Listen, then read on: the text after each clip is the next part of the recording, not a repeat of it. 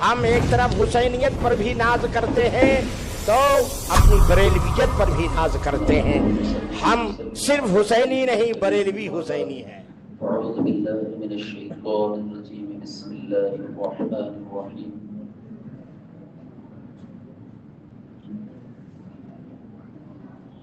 سبحان الذي أسرى بعبده ليلا من المسجد الحرام إلى المسجد الأقصى. صدق الله العظيم. وبلغنا رسوله النبي الأمي الكريم ونحن على ذلك لمن الشاهدين والشاكرين والحمد لله رب العالمين. عقیدت و احترام و محبت کے ساتھ بارگاہ رسالت میں ہدیہ درود و سلام کا نذرانہ پیش کریں. اللہم صل علی سیدنا وشفیعنا وحبیبنا ونبینا ومولانا محمد وعلی آلہ واصحابہ اجمعین. اللہ تعالیٰ قرآن پاک میں نبی پاک رحمت عالم صلی اللہ علیہ وسلم کی معراج مبارک کا ذکر فرما رہا ہے. اللہ ارشاد فرما رہا ہے سبحان الذی اسری بعبدہ لیلا من المسجد الحرام الی المسجد الاقصی. باقی ہے اسے جس نے سیر کرائی اپنے بندے کو راتوں رات مسجد حرام سے مسجد اقصی تک.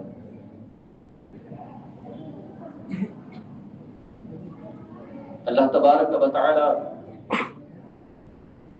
حضور نبی پاک صلی اللہ علیہ وسلم کی معراج مبارک کا ذکر فرما رہا ہے.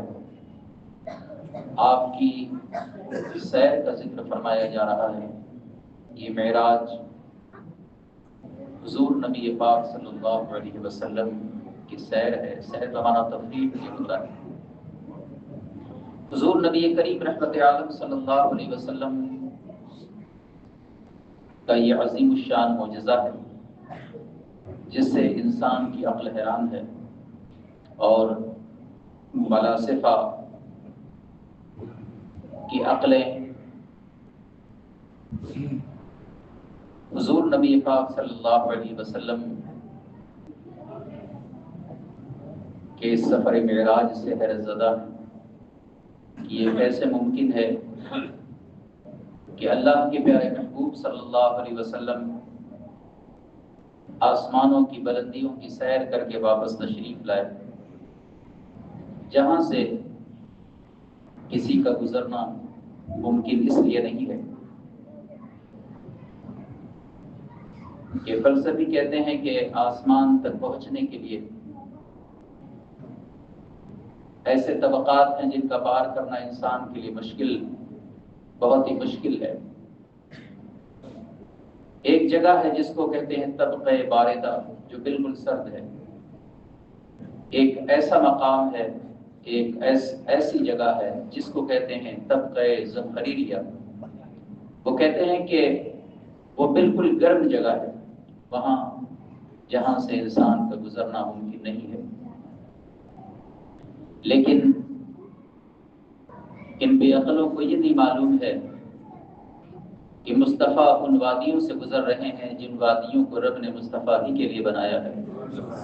یہ بے عقل یہ نہیں سمجھ سکے کہ وہ محبوب جن کے صدقے میں سب کچھ بنایا گیا ہے اور جن کے قبضے میں اللہ تعالیٰ نے کائنات کا نظام عطا فرمایا ہے، اس محبوب کا ان طبقات سے گزرنا اور اللہ کے قرب میں پہنچنا، یہ میرے رب کی قدرت ہے اور مصطفیٰ جان رحمت کا معجزہ ہے.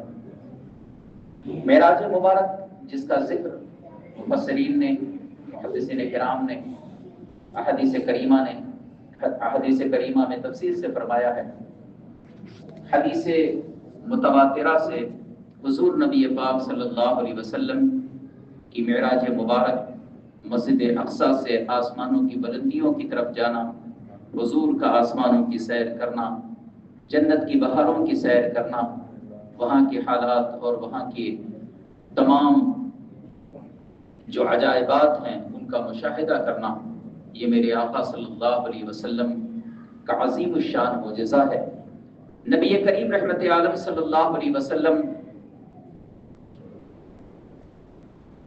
اللہ کے قرب میں تشریف لے گئے. قرآن پاک اس کا ذکر فرماتا ہے ثم دنا فتدلى فكان قاب قوسين او ادنى، بس محبوب اپنے رب سے قریب ہوئے، اتنا قریب ہوئے کہ اللہ اور اس کے محبوب میں صرف اتنا ہی فاصلہ تھا جتنا ایک کمان کے درمیان ہوتا ہے۔ فأوحى إلى عبده ما أوحى، بس اللہ تعالیٰ نے اپنے محبوب کو وحی فرمائی جو وحی فرمانا تھا۔ اللہ تبارک و تعالیٰ نے اپنے محبوب صلی اللہ علیہ وسلم، حدیث پاک میں اس کی تشریح فرمائی گئی۔ اللہ کے محبوب صلی اللہ علیہ وسلم فرماتے ہیں کہ اللہ تعالیٰ کا دست قدرت میرے دونوں مونڈوں کے درمیان تھا اور میں نے اس کی ٹھنڈک اپنے دل کے اندر پائی۔ اللہ کے پیارے حبیب صلی اللہ علیہ وسلم فرماتے ہیں اور اللہ تبارک و تعالیٰ نے وہ تمام علوم مجھے عطا فرما دیے، وہ تمام علوم کے خزانے مجھے عطا کر دیے جو عام بندوں سے مخفی ہیں، بلکہ یہ حضور کی خصوصیات میں سے میرے آقا صلی اللہ علیہ وسلم فرماتے ہیں کہ اللہ تعالیٰ نے مجھے 3 طرح کے علوم عطا فرمائے۔ شب معراج مجھے 3 طرح کے علوم عطا کیے گئے۔ ایک علم وہ ہے جو اللہ نے میرے لیے مخصوص فرمایا، ایک علم وہ ہے کہ میرے رب نے مجھے عطا کیا اور میں جسے چاہوں جتنا چاہوں عطا کر دوں، جیسا کہ میرے آقا نے حضرت ابو ہریرہ کو عطا فرمایا۔ اور عطا کرنے کا انداز پوری دنیا میں ایسا پڑھنا پڑھانا کسی نے دیکھا نہیں ہوگا کہ ہر استاد شاگرد کو درسگاہ کے اندر پڑھاتا ہے، لیکن میرے آقا نے حضرت ابو ہریرہ کو اس طرح سے پڑھایا کہ دنیا میں جس کی کوئی مثال ہی نہیں ملتی۔ حضرت ابو ہریرہ عرض کرتے ہیں کہ یا رسول اللہ، میں سنتا ہوں، آپ سے حدیث پاک سنتا ہوں، بھول جاتا ہوں۔ میرے آقا صلی اللہ علیہ وسلم نے اپنی مٹھی بند کی اور فرمایا ابو ہریرہ چادر پھیلاؤ، 1 بار ڈالی، 2 بار ڈالی، 3 بار ڈالی، اور فرمایا ابو ہریرہ اپنے سینے سے اسے لگا لو۔ حضرت ابو ہریرہ فرماتے ہیں میں نے اسے اپنے سینے سے لگایا، اس کے بعد میں نے حضور سے جتنی حدیثیں سنی ایک حدیث بھی میں نہیں بھولا۔ کیا شان میرے آقا کی ہے کہ وہاں مدرسے میں پڑھایا جاتا ہے، پھر وہ یاد کرتا ہے۔ آج بھی اگر کسی کو 10-20 حدیثیں بھی یاد ہو جاتی ہیں تو اس کو کہتے ہیں حافظ احادیث کثیرہ۔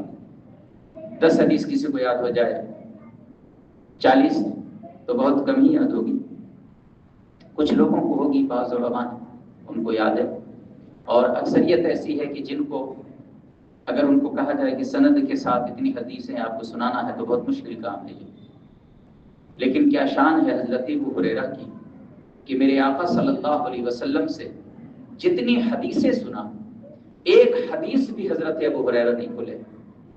یہ حضرت ابو ہریرہ رضی اللہ تعالیٰ عنہ کو جو قوت حافظہ عطا کیا اور یہ جو علم میرے آقا نے عطا فرمایا، یہ میرے آقا نے اپنی 3 مٹھیوں کو بند کر کے حضرت ابو ہریرہ کو عطا فرما دیا۔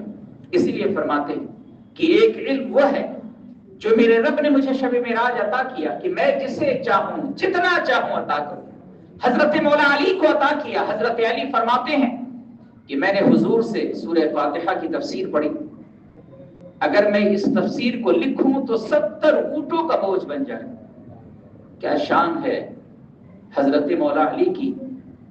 جب پڑھنے والے کی یہ شان ہے تو پڑھانے والے مصطفیٰ کی عظمت کا اندازہ کون کر سکتا ہے؟ میرے آقا فرماتے ہیں ایک علم میرے رب نے وہ عطا فرمایا جو عام ہے۔ حضور فرماتے ہیں کہ وہ تمام امت کے لیے عام ہے، امت کے لیے وہ علم عام ہے۔ میرے آقا صلی اللہ علیہ وسلم کو یہ 3 طرح کے علوم اللہ تبارک و تعالیٰ نے عطا فرمائے۔ مصطفیٰ جان رحمت صلی اللہ علیہ وسلم حضرت شیخ اسماعیل حقی علیہ الرحمہ فرماتے ہیں کہ آپ سے پوچھا گیا کہ حضور نبی پاک صلی اللہ علیہ وسلم کی معراج مبارک، آپ اللہ کے قرب میں تشریف لے گئے تو کیا حضور نے اللہ تبارک و تعالیٰ کے جلوے کا نظارہ کیا؟ تو حضرت شیخ عبدالحق محدث دہلوی فرماتے ہیں کہ یہ کیسے ہو سکتا ہے کہ کوئی اپنے محبوب کو بلائے، اس کی ضیافت فرمائے، اپنے قرب میں اسے طلب فرمائے اور وہ خود اس سے پوشیدہ رہے۔ اور اسی طرح حضرت شیخ عبدالحق محدث دہلوی بھی فرماتے ہیں آپ بھی فرماتے ہیں کہ یہ کیسے ممکن ہے کہ کسی مخصوص محب کو بلایا جائے اور خود بلانے والا پوشیدہ ہو جائے؟ کیا شان ہے میرے آقا کی! اس کا مطلب یہ ہے کہ اللہ نے، میرے آقا صلی اللہ علیہ وسلم فرماتے ہیں کہ فرأیت ربی بعینی بصری، حضور فرماتے ہیں بس میں نے اپنے رب کو اپنی آنکھوں سے دیکھا۔ اصل جو حضور کی معراج ہے وہ یہی ہے، جو کہتے ہیں وہ حضور آسمان میں گئے، آسمان کی سیر کی، جنت کی سیر کی، مسجد اقصی تشریف لے گئے، نبیوں کی امامت آپ نے فرمائی۔ یہ حضور کی معراج نہیں ہے، حضور کی معراج ہے اللہ کے جلووں کا نظارہ کرنا۔ نبی پاک رحمت عالم صلی اللہ علیہ وسلم، میرے آقا صلی اللہ علیہ وسلم نے اپنے رب کے جلووں کا نظارہ فرمایا، اور اللہ تعالیٰ نے جب کسی کو کوئی مہمان بلاتا ہے تو اسے کوئی خالی بھی واپس نہیں لوٹاتا۔ ہم کو بھی کچھ عبرت حاصل کرنا چاہیے اس سے۔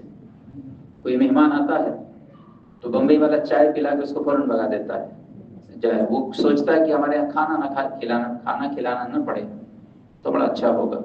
بخیلوں کا یہی حال ہے۔ کچھ اچھے لوگ بھی ہیں جو مہمانوں کو دیکھ کے خوش ہو جاتے ہیں۔ وہ آتا ہے تو اپنا رزق اپنے ساتھ لاتا ہے، وہ آتا ہے تو برکتیں لے کے آتا ہے۔ مہمان مگر صالح ہو، متقی ہو، نیک ہو، پرہیزگار ہو، اور اگر اہل قرابت میں سے ہے تو اس کی تعظیم تو ویسے بھی ضروری ہے، یعنی اگر رشتہ دار کوئی آ رہا ہے تو اس کی ضیافت تو ویسے ہی ضروری ہے۔ اب جو کھلا نہیں سکتا وہ کسی کو تحفہ تحائف کیا دے گا؟ کیا شان ہے میرے آقا کی کہ اللہ نے اپنے محبوب کو بلایا تو رب نے حضور کو خالی نہیں لوٹایا، محبوب کو تحفہ بھی عطا فرمایا۔ اور ایسا تحفہ میرے رب نے عطا فرمایا کہ میرے آقا صلی اللہ علیہ وسلم امت کے غم میں بے چین رہا کرتے تھے۔ اللہ تعالیٰ نے اپنے محبوب کو وہ تحفہ عطا فرمایا کہ میرے آقا صلی اللہ علیہ وسلم فرماتے ہیں الصلاۃ معراج المومنین، نماز مومنوں کی معراج ہے۔ فرماتے ہیں میری معراج اللہ کے جلووں کا نظارہ ہے۔ اے ایمان والو، تمہاری معراج نماز پنجگانہ کو وقت پر ادا کرنا ہے۔ اللہ کے پیارے حبیب صلی اللہ علیہ وسلم کو اللہ تعالیٰ نے 50 وقت کی نماز عطا فرمائی۔ آپ واپس تشریف لائے تو حضرت موسیٰ کلیم علیہ نبی علیہ السلام نے آپ سے عرض کیا کہ اے نبیوں کے امام صلی اللہ علیہ وسلم، اللہ نے آپ کو کیا عطا فرمایا؟ آپ نے فرمایا کہ میرے رب نے مجھے 50 وقت کی نماز عطا فرمائی۔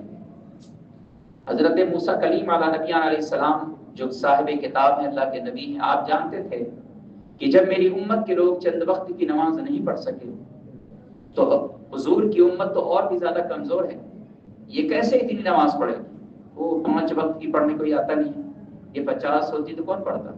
5 والی نہیں آتا، اس میں 4 فرض جمعہ کی 2 رکعت پڑھ کے کیسا بھاگتے ہیں لوگ؟ 5 وقت کی نماز ادا کرنا مشکل ہے، 50 وقت کی کون پڑھتا؟ حضرت موسیٰ کلیم علیہ نبی علیہ السلام نے عرض کیا کہ یا رسول اللہ، آپ واپس تشریف لے جائیں، اللہ سے عرض کریں کہ الہی اس میں تخفیف فرما دے، اس میں کمی کر دیں۔ آپ تشریف لے گئے، اللہ تعالیٰ نے 10 وقت کی نماز کم فرما دیا، پھر واپس تشریف لائے۔ حضرت موسیٰ کلیم اللہ نے پھر عرض کیا یا رسول، اے اللہ کے محبوب، آپ پھر جائیے، آپ کی امت یہ 40 بھی نہیں پڑھ پائے گی۔ تو بالکل سچ کہا تھا موسیٰ کلیم اللہ نے۔ حضرت موسیٰ کلیم سچی تو فرما رہے تھے، یہ 5 منحوس نہیں پڑھ رہے، مدرسے میں پڑھنے والے نہیں پڑھتے ہیں، پگڑی والے نہیں پڑھتے ہیں، ٹوپی والے نہیں پڑھتے ہیں، تو یہ عوام کیا پڑھے گی؟ بڑی مشکل سے پڑھتے ہیں کہ مار کے ڈر سے کوئی پڑھتا ہے کہ پیٹے جائیں گے، وقت پہ نہیں پہنچیں گے تو جسے میرا رب چاہے نماز سے محبت عطا فرما دے۔ یہ اللہ کی معرفت کا ایک ذریعہ ہے، قرب الہی حاصل کرنے کا ذریعہ ہے۔ نماز اللہ کا اہم ترین فریضہ ہے اور اللہ کی عبادات میں اہم العبادت ہے نماز، سب سے اہم عبادت نماز ہے۔ تو اب جب پڑھے لکھے لوگوں کا یہ حال ہے کہ بس وہ بہانہ ملنا چاہیے ان کو، کوئی کچھ کہتا ہے، کوئی کچھ کہتا ہے، کوئی کچھ کہتا ہے، باتیں کرتے ہیں، نماز پڑھنے سے غور کرتے ہیں۔ تو 50 وقت 40 رہ گئی۔ حضرت موسیٰ کلیم واپس حضور آئے، موسیٰ کلیم اللہ نے عرض کیا کہ یا رسول اللہ، یہ 40 بھی آپ کی امت نہیں پڑھ سکے گی، آپ کی امت کمزور ہے، آپ واپس تشریف لے جائیں۔ میرے آقا پھر گئے، اللہ تعالیٰ نے 10 اور کم فرما دیا، 30 وقت کی رہ گئی۔ یہ حضرت موسیٰ کلیم علیہ نبینا علیہ السلام حضور کو جو بار بار بھیج رہے تھے واپس، یا حضرت موسیٰ کلیم اللہ کو اس امت کی فکر تھی؟ حضرت موسیٰ کلیم علیہ نبینا علیہ السلام کو اس امت کی فکر تھی؟ اس امت کی فکر انہیں نہیں تھی۔ حضرت موسیٰ کلیم اللہ اس لیے واپس بھیج رہے تھے کہ اللہ تبارک و تعالیٰ کے دربار میں موسیٰ کلیم نے عرض کیا تھا، رب ارنی، اے اللہ میں تجھے دیکھنا چاہتا ہوں۔ اللہ تعالیٰ نے ارشاد فرمایا، لن ترانی، اے موسیٰ تم مجھے نہیں دیکھ سکتے۔ حضرت موسیٰ کلیم علیہ نبی علیہ الصلوۃ والتسلیم حضور نبی پاک صلی اللہ علیہ وسلم کو بار بار اس لیے بھیج رہے تھے تاکہ جس جلوے کا نظارہ موسیٰ کلیم نہ کر سکے، سوئی کے کروڑویں حصے کے برابر کوہ طور پر تجلی الہی کی ایک جھلک پڑی، موسیٰ کلیم علیہ نبی علیہ السلام بے ہوش ہو گئے، زمین پہ گر پڑے۔ فخر موسیٰ صاعقا، قرآن پاک فرماتا ہے حضرت موسیٰ کلیم گرے، بے ہوش ہو گئے۔ ثم افاق، پھر آپ کو ہوش آیا۔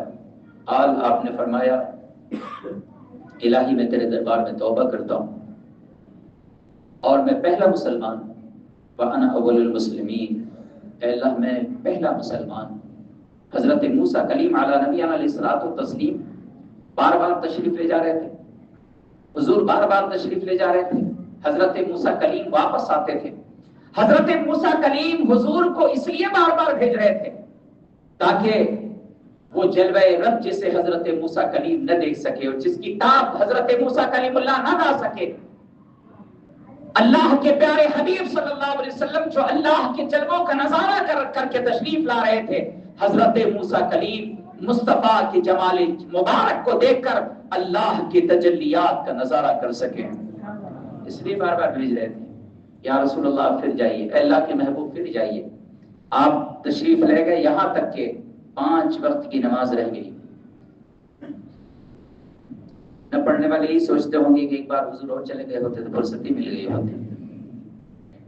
ایک آدمی بڑا خوش ہو رہا تھا سن کے، مولانا تقریر کر رہے تھے، بہت خوش ہو رہا تھا، کہہ رہے 10 کم ہو گئی، پھر بولے 10 کم ہو گئی، پھر کہا 10 کم ہو گئی، پھر کہنے لگے اور 10 کم ہو گئی، بہت خوش تھا، کہہ رہے بہت اچھا، اور پھر آخر میں کہا کہ نہیں 5 رہ گئی، تو ایک دم بالکل غم میں ڈوب گیا، کہنے لگا یہ تو بڑا برا ہوا میرے لیے۔ اس کے لیے تو برا ہی ہے جو شیطان پڑھتا ہی نہیں منحوس، اس کے لیے تو برا ہی ہے نا، اور جو پڑھتا ہے اسے معلوم ہے کہ عبادت کیا ہے، لذت عبادت کیا ہے۔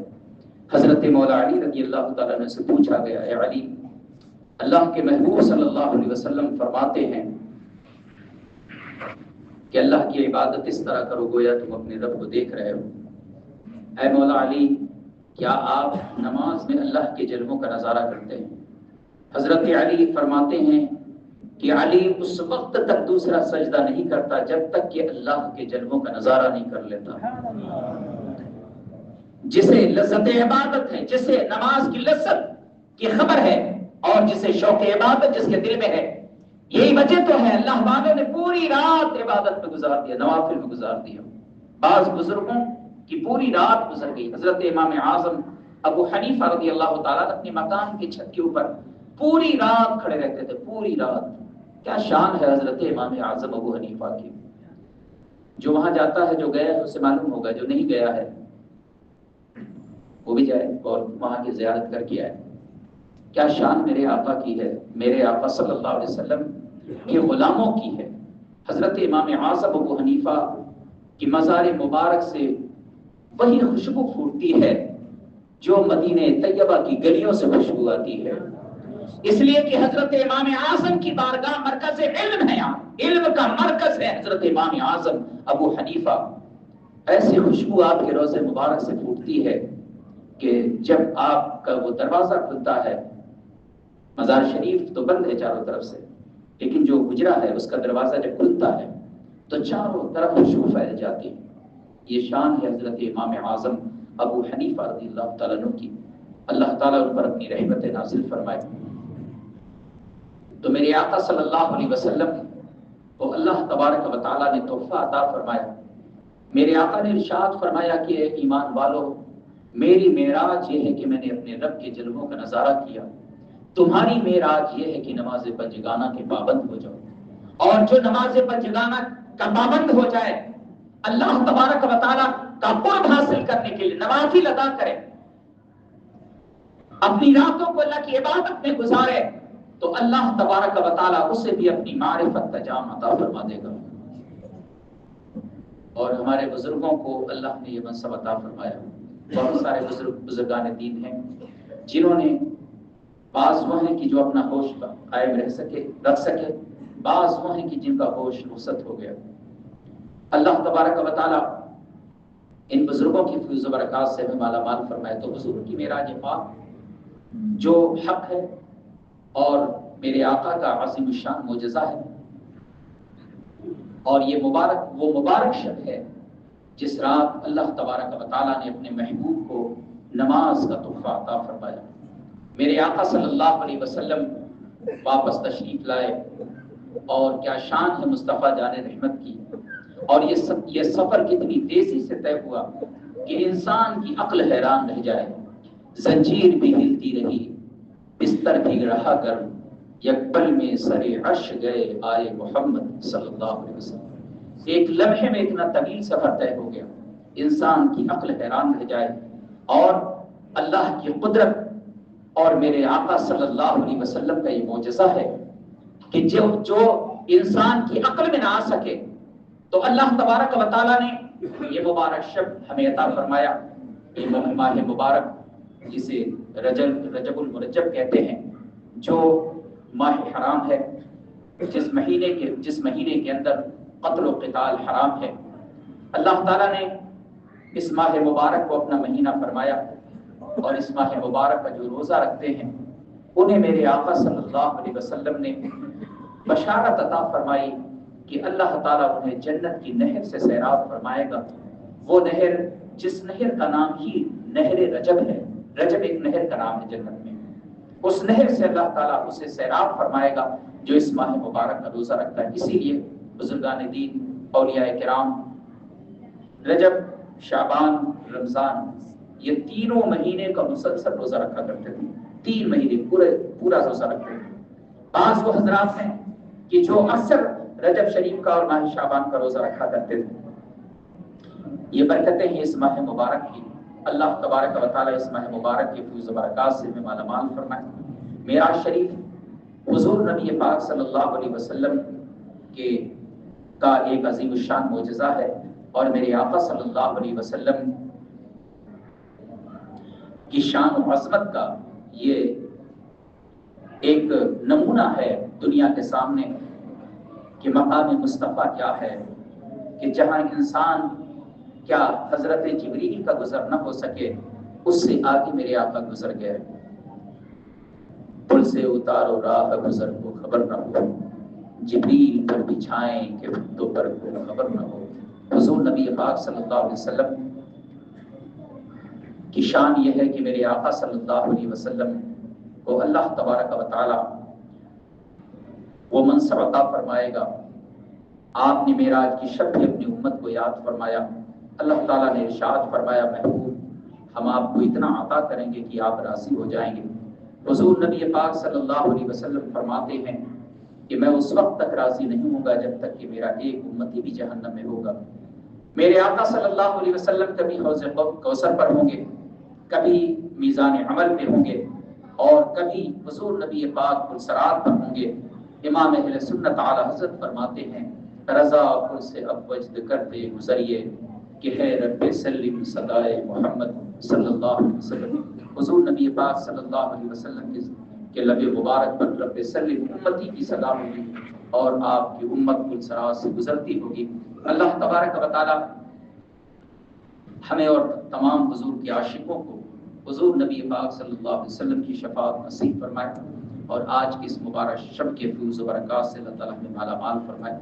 آنے والے حادثات سے، بلاؤں سے، ظالموں کے شر سے، مشرکین کے شر سے اللہ تعالیٰ محفوظ رکھے۔ عالم اسلام پہ اللہ رحم فرمائے، مسلمانان عالم کے جان و مال، عزت و آبرو کی اللہ حفاظت فرمائے، ہم سب کی جان و مال، عزت و آبرو کی اللہ حفاظت فرمائے۔ اللہ تعالیٰ اس ماہ مبارک کی فیض و برکات سے ہم سب کو مالا مال فرمائے۔ یہ بارگاہ رسالت میں سلام پیش کریں۔ یا نبی سلام علیک